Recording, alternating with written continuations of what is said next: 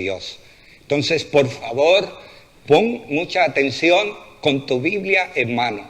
No importa si es la Biblia cristiana Reina Valera, no importa si es la Biblia católica, no importa qué tipo de Biblia tienes en tus manos, la Biblia de Jerusalén.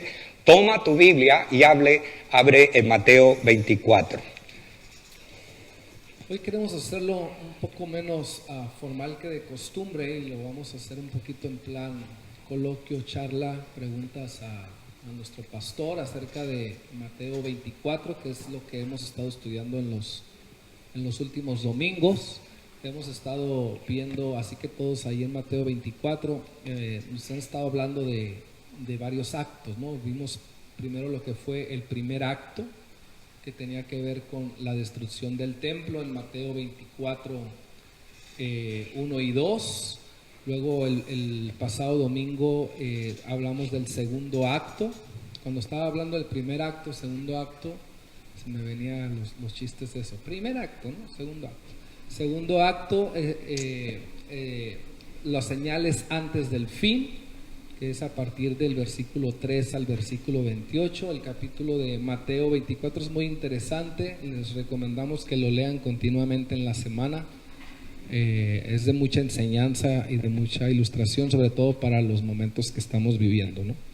Y luego está el tercer acto, que hoy vamos a terminar con él. Hoy nuestro pastor va a terminar con el tercer acto, que tiene que ver con la venida del Hijo del Hombre desde Mateo 24, 29 al 51, ¿no? En el acto 1, tú nos dijiste, nos estuviste enseñando, ¿verdad?, que nadie creía que podía ocurrir que el templo de Jerusalén, tan conocido, tan importante, que tantos años duró su construcción, pudiera caer o pudiera ser derribado, ¿no?, destruido. Igual nadie ha pensado que un pequeño virus microscópico, ¿verdad? Decían las noticias que nos hemos preparado para las guerras, pero no estábamos preparados para un pequeño virus paralizar ahora sí que literalmente al mundo. Esto algo nunca visto, ¿verdad? Y aparte matar a tantas personas y tocar a tan fuerte lo que es el tema de la economía, ¿no? Entonces el mundo que conocíamos, en el que crecimos, en el que hemos vivido, disfrutado, jugado, servido, trabajado, estudiado, hemos estudiado, pues no lo vamos a volver a ver más de la misma manera. Esto es muy fuerte. Bastante. Esto es muy fuerte, ¿no? Así que, bueno, no sé qué tienes que decirnos. Bueno, yo quiero comenzar con la frase de la periodista Claudia Pérez. Ella dice en El País, el día 20 de marzo, he visto cosas que no creeríais. Los virus siempre han estado ahí, pero ahora son capaces de cerrar fronteras, de tumbar economías y de convertir el horizonte en un interrogante. Nuestros periodistas y la gente pensante de nuestra sociedad se ha dado cuenta que el mundo no va a volver a ser igual. Lo que nunca nadie pensó que podía ocurrir, por lo menos en este tiempo, ha comenzado a ocurrir y seguirá ocurriendo. Es muy complicado lo que pasó también en el año 70 después de Cristo, cuando nadie pensó que Jerusalén iba a ser tomada y menos que el templo iba a ser destruido. Pero la historia nos dice, Vespasiano y Tito, padre e hijo, lo que hicieron fue acabar con la ciudad de Jerusalén y destruir el templo. No quedó piedra sobre piedra. Os hablé que 4 legiones romanas, 60,000 soldados, talaron árboles por 25 kilómetros alrededor de la ciudad de Jerusalén para hacer armas de destrucción y finalmente tomaron a Jerusalén y destruyeron el templo. ¿Quién iba a pensar tal cosa? Pero ocurrió. Y también os dije que es una profecía temprana para nosotros que estamos ya en el año 2020, porque esa ocurrió en el año 70, el cumplimiento de esa parte de la profecía. Realmente Dios quería también darnos un mensaje a esta generación, de que si una parte de la profecía se ha cumplido, todo el resto de la profecía también se va a cumplir. Entonces, esto es muy importante. Tenemos también como en el segundo acto las señales antes del fin en Mateo 24 del 3 al 28 y como que nos va poniendo lo que hay para las señales antes del fin para toda la humanidad, como engaños, guerras, pestes, hambres, terremotos, y también la parte para los creyentes, ¿no? Las señales para los creyentes sobre la persecución, apostasía, engaño, que en nuestro amor se enfriará, el compromiso con Dios menguará. O sea, ¿qué más podemos decir sobre esto? O sea, ¿cuál es nuestra posición ante esto? ¿Cómo deberíamos actuar? Y si es como ya señales del fin y ya termina, o como algo, un poquito más de información sobre esto.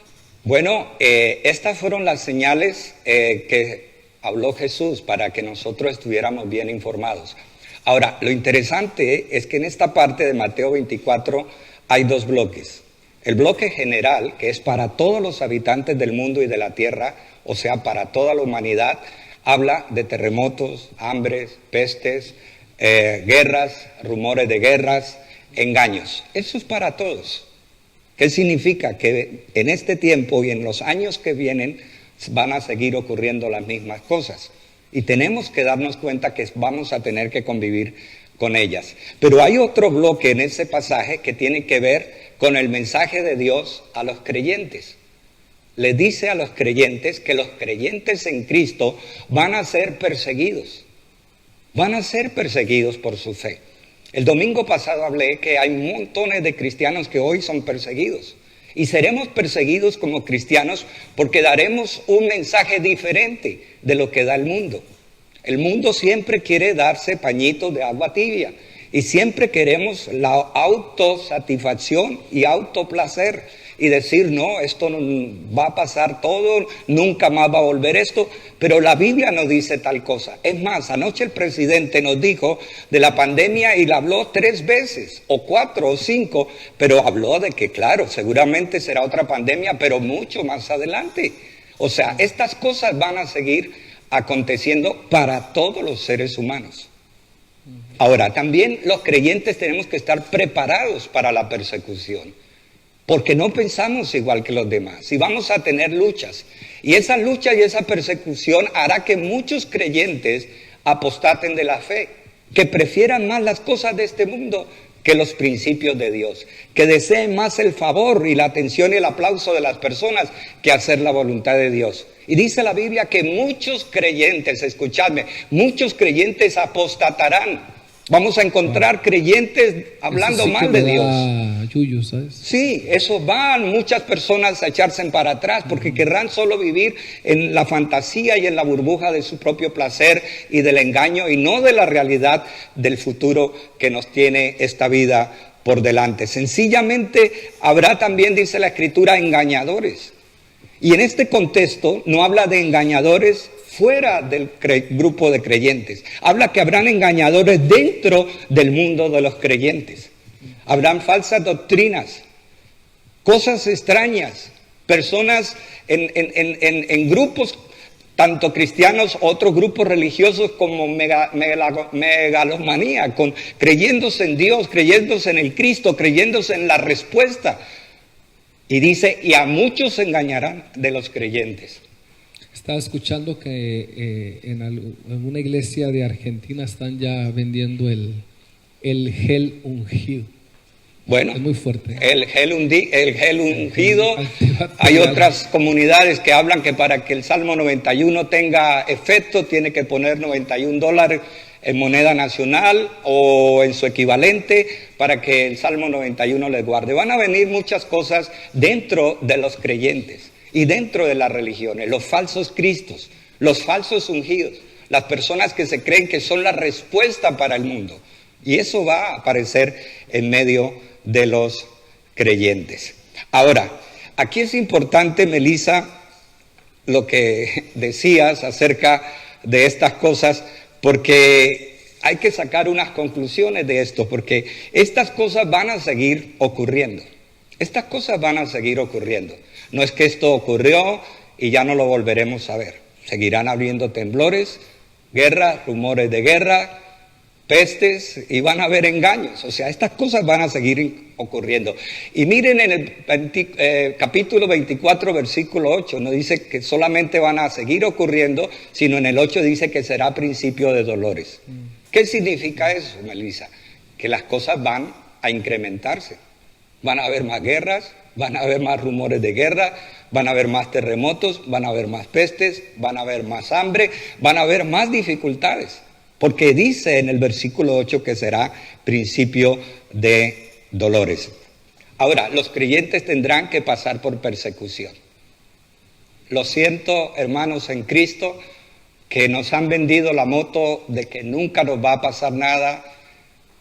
Realmente la Biblia no dice eso. El cristianismo se levantó porque alguien fue a la cruz y murió. Y quizás nos cueste muchas cosas nuestra fe, pero debemos mantenernos fieles y debemos mantenernos firmes.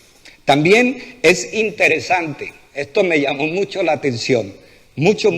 En el capítulo de Mateo 24, solo hay una vez que Jesús menciona la oración. Mateo 20, 24. Y él dice que oremos, pero no dice que oremos para que no hayan hambrunas. No dice que oremos para que no hayan pandemias. No dice para que no hayan terremotos. No dice que oremos para que no hayan guerras ni rumores de guerra. En el versículo 20 dice que oremos para que sepamos cómo gestionar esos momentos de dificultad. Entonces me dirás tú en tu casa, en la iglesia, me dirá, pastor, entonces no debemos orar por estas cosas. Claro, vamos a orar para que nosotros sepamos cómo vivir en medio de ellas, porque esas cosas van a continuar. Nos enfoca en qué orar. ¿En qué orar? No es orar para que sencillamente no hayan guerras ni rumores de guerra, porque la Biblia no dice eso. Dice que somos nosotros los que tenemos que aprender a convivir con esas circunstancias. Os voy a colocar un ejemplo, que es un ejemplo cotidiano. Por ejemplo, cuando llueve, nosotros no oramos para que deje de llover. ¿Qué hacemos nosotros? Nos cubrimos, nos ponemos un paraguas, una sombrilla, nos abrigamos y convivimos con la lluvia. ¿Qué pasa cuando en un verano hay un sol muy fuerte?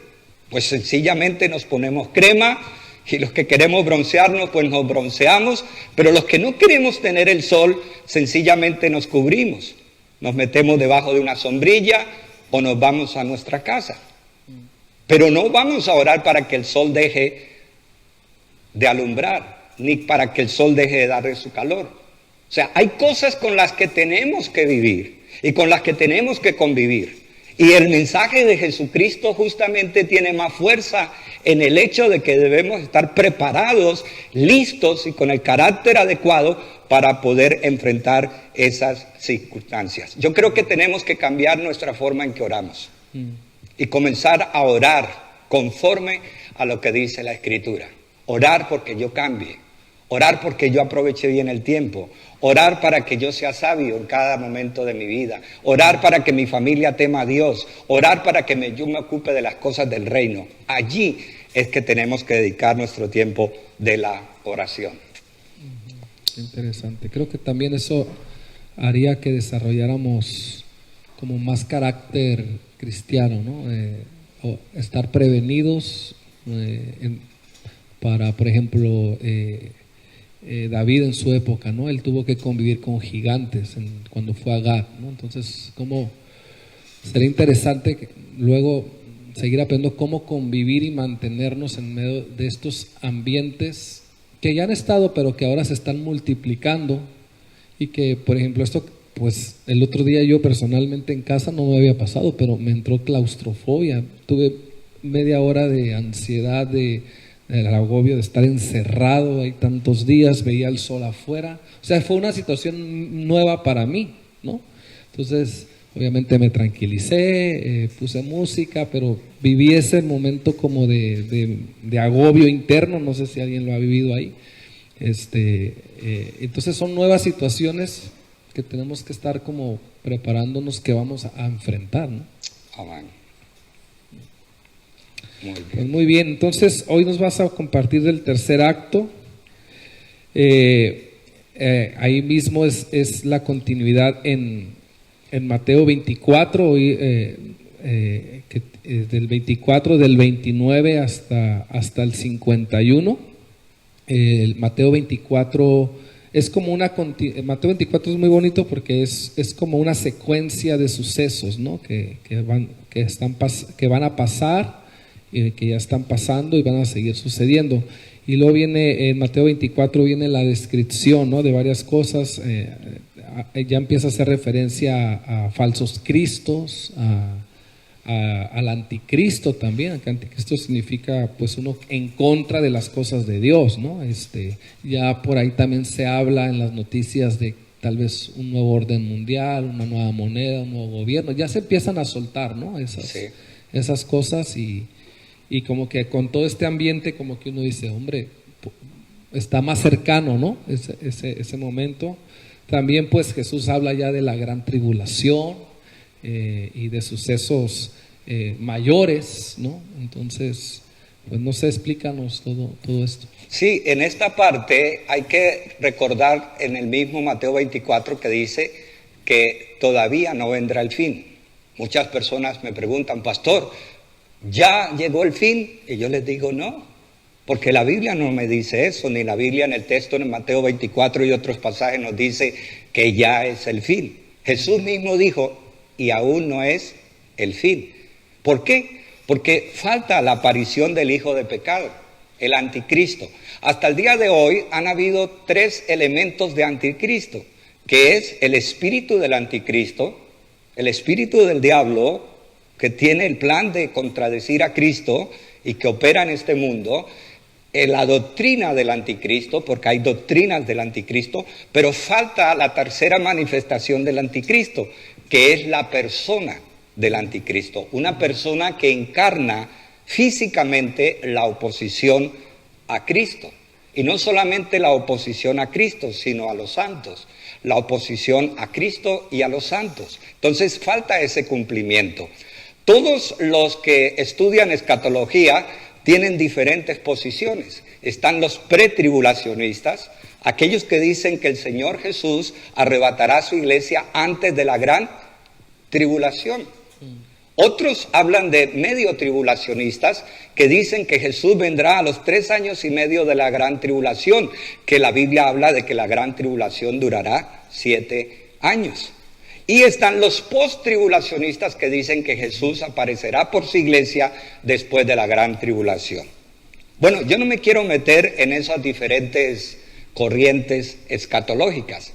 Lo que sí está claro es que falta la aparición del anticristo, falta la manifestación de la gran tribulación, falta que todos seamos marcados con el 666. Y no quizás sea un número que llevemos en la frente o en las manos para poder comprar y para poder vender. Quizás puede ser un microchip como el que están usando en muchas discotecas hoy en día, que sencillamente es como grande como un grano de arroz, lo meten en la piel y la persona entra en esas discotecas y cuando paga sus copas y su consumición pasa la mano por un escáner y le van sumando a su cuenta. Eso ya están funcionando los chips, donde las personas llevan todo su historial médico en ese chip. No tienen que llevar unos papeles, no tienen que llevar unas cosas, sino pasan por un escáner y pueden leer completamente lo que está sufriendo esa persona. El mundo va a ser marcado. La gente no podrá ni comprar ni vender si no tiene esa marca. Y eso va a venir. Y falta que se cumpla, ¿cierto? Y dice que muchos se rebelarán y no se dejarán poner la marca. Y por eso también van a ser perseguidos. ¿Por qué van a ser perseguidos? Porque van a decir, tú no te quieres adaptar a este mundo. El mundo es así, el mundo de hoy es moderno. Ya no necesitamos esto, ya no necesitamos lo otro. Ahora, hay que recordar que ahora en China no solamente sufrieron el problema del coronavirus como el lugar donde se inició toda esta pandemia. Es que allí el control de cada persona se aumentó. Todas las cámaras de China estuvieron haciendo la lectura facial más numerosa de toda la historia, de tal manera de estar controlando a cada persona en China. Hoy en día, un chino que quiere viajar en avión le han preguntado cómo quiere viajar y dicen, bueno, en avión, y comienzan a mirar su historial. Se cruzó el andén en tal calle de tal forma, no pagó aquello. Ya le tienen controlada la vida a las personas. El derecho a la libertad no lo tienen por el control. Pues eso va a venir no solamente en China, sino que va a venir en toda la tierra. Ojo cuando el anticristo quiera vendernos la moto de que necesitamos estar todos unidos por la tecnología, unidos por un microchip o unidos por estas cosas. Según la Biblia, se unirá el poder religioso, el poder político y el poder... A ver, ¿quién me puede ayudar? Político, Son tres, religioso. político, religioso y económico. Los tres poderes se van a unir para controlar y dirigir al mundo entero. Yo creo que hemos escuchado que hay personas que piden un solo gobierno unificado para toda la tierra. Y llegará su momento. También vendrá esos momentos donde, entre otras cosas, se levantarán contra el pueblo de Israel. Y las naciones mismas vendrán y querrán destruir al pueblo de Israel. Y faltará también la gran batalla del Armagedón y faltará el milenio. O sea, faltan una serie de cosas que se cumplan antes de la consumación de los tiempos. De modo que dentro de lo que cabe tenemos que enfocar en lo más importante y es en aprender a convivir en estas circunstancias de la mano de Dios. Me parece como muy importante eso, ¿no? Que Ya me está entrando miedo. ya te estás haciendo ahí cosquillitas en la tripa y ay, ay, ay. No, pero a ver, me parece muy interesante de eso de que estemos como de la mano de Dios, porque ha pasado sin esperarlo, sin darnos cuenta. Muchas veces hemos escuchado pues historias o cuando han leído la Biblia de pues sobre las señales del fin y todo eso, pero no lo oyes como muy lejano, como bueno, sí, en algún momento sí eso, ¿no? Pero se vuelve cada vez como más y más y más y más real y hay que estar atentos porque en un clic sucede. Esto no lo esperábamos ninguno y en un abrir y cerrar de ojos lo hemos tenido encima y no sé, está muy bien. Algo importante que dice Jesús es que velemos, porque es una palabra que repite en otros pasajes, dice velad y orad. Aquí dice primero orad y luego velad. ¿Velad qué es? Poner atención, estar atentos. Realmente lo que Jesús nos dice es velad, o sea, tengamos los sentidos abiertos para saber cómo actuamos en estos momentos y en esta situación.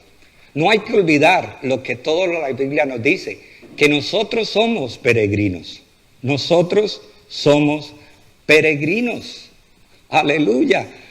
Somos peregrinos y este mundo no es nuestra morada final. La Biblia nos habla que vamos de camino a un cielo nuevo y a una tierra nueva. Lee en tu casa Apocalipsis capítulo 21. Nosotros vamos de camino a un cielo nuevo y a una tierra nueva.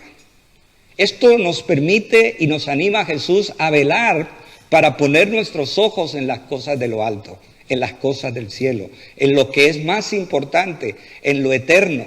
¿Para qué nos sirven tantas cosas con las que hemos trabajado si van a perecer y no van a ser trascendentes? Tenemos que enfocar. Yo creo que el mundo va a tener mucho miedo. Y nosotros en ese miedo vamos a predicar el Evangelio. Realmente yo creo que la enseñanza de esta situación es el miedo generalizado que va a haber en el mundo. Yo quiero contarles que el 11 de septiembre, cuando ocurrió el atentado de las Torres Gemelas en Nueva York, yo tuve que viajar 1 o 2 días después a Estados Unidos. Estuve en Washington, pasé por el Pentágono, pero lo que más me llamó la atención fue el ambiente que encontré en Estados Unidos. Yo hubiera podido pasar un misil nuclear por todos los controles y nadie se hubiera dado cuenta. La gente estaba tan asustada, la gente estaba tan ausente de sus lugares de trabajo, que yo pude haber llegado desde España con un elefante, caminando con él, y ni siquiera se hubieran dado cuenta, porque el ambiente que había Era un ambiente de temor, un ambiente de expectación, un ambiente donde aún no podían asimilar lo que les acababa de pasar. Pues hermanos, así va a ocurrir. Tu vecino va a tener miedo, tu compañero de trabajo va a estar lleno de miedo. Esa persona orgullosa, prepotente, que te miraba por encima del hombro, va a tener miedo. Y saben, solo tú y solo yo en Cristo, la palabra de Dios solo tendrá la respuesta para ellos. Y es en el miedo del mundo que la iglesia va a poder predicar el nombre de Jesucristo. Ahora, Jesús dijo, he aquí yo estaré con vosotros todos los días hasta el fin del mundo. Nosotros tenemos que tener claro que Dios está con nosotros. Y digo nosotros, no nosotros. Hablo de todos los que creen en Cristo, tienen la esperanza y la seguridad de que Jesús los acompaña todos los días hasta el fin del mundo. Por eso hoy más que nunca prediquemos a Jesús, no nos avergoncemos, no te avergüences. Es nuestro tiempo y es nuestro deber, es nuestra responsabilidad, pero también es el placer, el privilegio para lo que estamos, predicar a Jesucristo. Yo soy capellán de un hospital, atiendo a muchas personas. Regularmente me llaman para pasar los últimos minutos con las personas que están a punto de morir. Algunas personas que he encontrado en esos hospitales, les he hablado del amor de Dios. A esas personas que he encontrado en los hospitales, les he hablado de la gracia de Dios, de la misericordia de Dios. Y les he preguntado, ¿quiere abrir su corazón a Cristo? E inmediatamente, sí. Porque en ese momento en que están enfrentando la eternidad, de nada les sirve la cuenta del banco, de nada les sirve la industria, de nada les sirven los títulos, de nada les sirve la posición social. Ahora saben que se van a encontrar con Dios cara a cara. Cara a cara se van a encontrar con Dios. Y es impresionante que hasta el día de hoy, en esa circunstancia, nadie se hace orgulloso, ni nadie se hace valiente. Aún el peor de los ateos que he encontrado, en esos momentos de enfrentar la muerte, me ha dicho que sí, que quiere recibir a Cristo. Hermano que me estás escuchando, todo tu mundo alrededor tiene miedo y tú tienes la respuesta para ellos. Habla de Jesús. Predica de Cristo, enséñales y modélales cómo vivir en este tiempo y en esta generación, sin temor, seguros de que Dios, a los que son de Él y que son creyentes, les ayudará en todo tiempo a pasar en victoria en estas dificultades.